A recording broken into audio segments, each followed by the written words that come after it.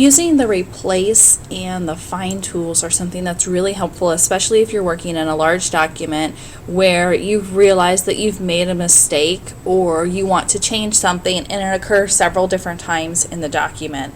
And so in this video we're going to use the replace button, and it's located here in the Home tab, and it's on the far right hand side. Right here's the word replace, and when we click on it, it brings up this box.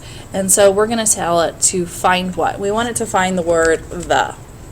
And we want it to replace that with also the word the. But I want it to change something. So whenever you first open up your document, this is the way it's probably going to look. If you click on this More button, it shows all of these extra options down here on the bottom. And so I'm going to come down here to replace, the replace section, and I want to format what it's going to replace the word the with. So I'm going to click on format, and I want to format the font. And so I'm going to tell it that every time you find the word the, replace it with the italicized word the, and it's actually going to show you what that would look like here. I could also choose to say I want it to be bold. I could change the font.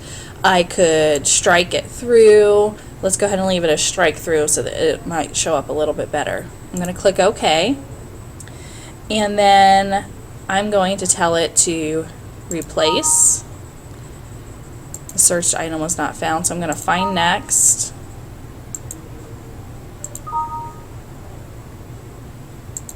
Oh, that's interesting. That is the way that it should work. I'm not sure why it's not working on mine, but that's the steps that that you would go through in order to find and replace something in your document.